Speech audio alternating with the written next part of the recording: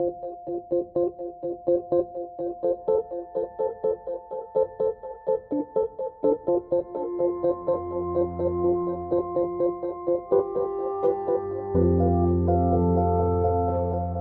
creating this new body of work, I started working in Midjourney AI.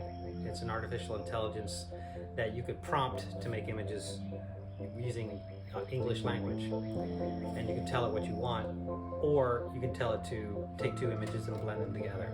So I started working in that, and after a while I came up with this sort of theme that felt like early 1930s-ish science fiction literature, as if there was a book written about the future of AI, and these were the illustrations. That's what the work started to feel like. These are the illustrations for an older description, an older illustration of what AI might look like in the future. So I developed those images. I developed that body of work in the Midjourney app, and kept feeding the images back upon themselves. And now I'm taking them from Midjourney into the studio, and I'm making them into physical works. So it's sort of this round-tripping process.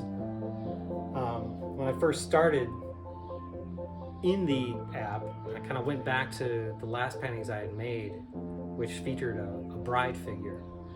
And the bride was like usually hovering above a building, levitating. Sometimes she was looking through binoculars.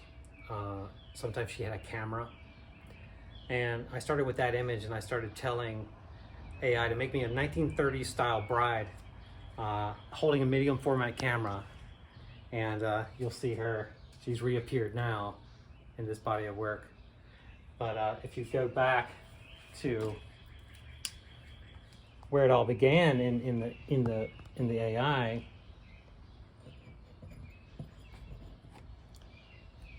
you can see these bride images, 1930s sort of bride images. They're very pretty.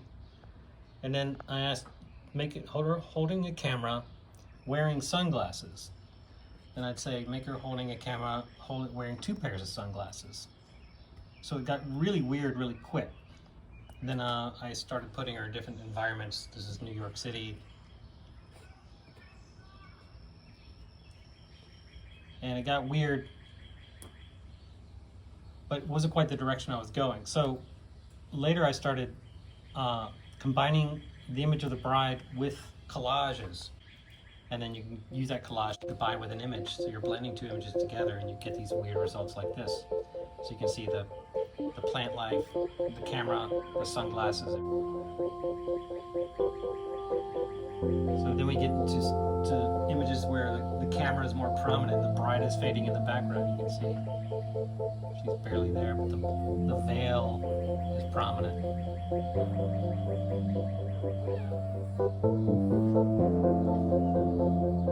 And then I started generating different types of collages so that it would break the image apart in different ways. So this type right here became very, very common. I use this quite a bit. And that's where I started combining that, the bride, and the camera, and started getting images like this.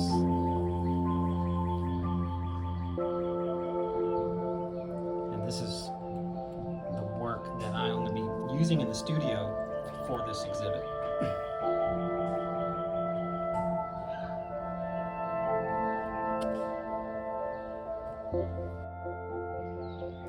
So for the titles of the images in the show, I went to ChatGPT to try to help me come up with some good titles. So I said to ChatGPT, I need to come up with a title of AI-based collage images. If I describe the image, could you come up with titles for me? And they need to be evocative, inscrutable, mysterious, and literary. And it said, yes, I understand. I can do that. So then I described the image, a black and white collage of a seated man mixed with pieces of a medium format camera. So it came up with all these cheesy names like mechanical meditation, shuttered self, camera face. And I'm like, no, that's too literal. They need to not make sense. They need to be more mysterious. So then it got a little bit better. Chromatic fragments, ancestral mechanisms, silent witnesses. And I said, okay, let me just give you names that I kind of like, and you can do more of that. So I said, Black Echo, Orchestral Machine.